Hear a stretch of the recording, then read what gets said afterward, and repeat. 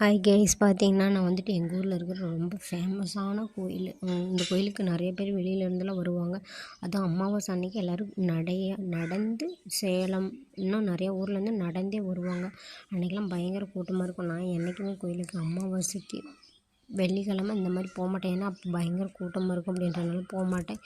பார்த்திங்கன்னா இது மேச்சேரியில் இருக்கிற பத்திரகாளி அம்மன் கோயில் போயிருந்தேன். இதுக்கு போயிட்டு பார்த்தீங்கன்னா விளக்கேற்றிட்டுலாம் வெளியே இருக்கும். விளக்கேற்றிட்டு அப்புறம் அங்கே 2 திருசூலம் மாதிரி இருக்கும். அதில் பார்த்தீங்கன்னா எல்லோரும் எலுமிச்சம்பழத்தை சுற்றி வைப்பாங்க. நான் போயிட்டு இருந்தேன்னா இவங்க வந்துட்டு வழியிலே நிறுத்தி எலுமிச்சம்பழத்தை 2 சுற்று சுற்றுனாங்க. சுற்றிட்டு 50 ரூபா கொடுமா அப்படின்ட்டாங்க. அப்புறம் என்ன பண்ணுறது, கோயிலுக்கு போயிட்டு எதுவும் பண்ண முடியாதுன்னு சொல்லிட்டு கொடுத்துட்டு அப்படியே உள்ளே போய் எப்பயுமே நாங்கள் கோயிலுக்கு போனாங்கன்னா வெளியே முதல்ல கோயிலை சுற்றிட்டு அப்புறமா உள்ளே போய் தான் சாமி கும்பிடுவோம்.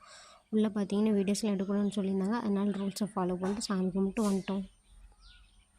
ஹாய் கைஸ், பார்த்தீங்கன்னா நான் வந்துட்டு எங்கள் ஊரில் இருக்கிற ரொம்ப ஃபேமஸான கோயில். இந்த கோயிலுக்கு நிறைய பேர் வெளியிலேருந்துலாம் வருவாங்க. அதுவும் அமாவாசை அன்னைக்கு எல்லோரும் நடந்து சேலம் இன்னும் நிறைய ஊர்லேருந்து நடந்தே வருவாங்க. அன்றைக்கெலாம் பயங்கர கூட்டமாக இருக்கும். நான் என்றைக்குமே கோயிலுக்கு அமாவாசைக்கு வெள்ளிக்கிழமை இந்த மாதிரி போக மாட்டேன். ஏன்னா அப்போ பயங்கர கூட்டமாக இருக்கும் அப்படின்றனால போக மாட்டேன்.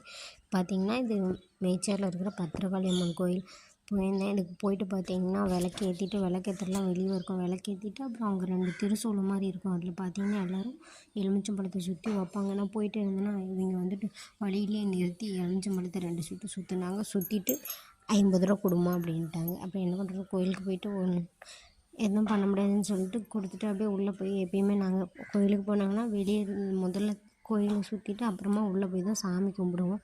உள்ளே பார்த்தீங்கன்னா வீடியோஸ்லாம் எடுக்கணும்னு சொல்லியிருந்தாங்க. அதனால் ரூல்ஸை ஃபாலோ பண்ணிட்டு சாமி கும்பிட்டு வந்துட்டோம்.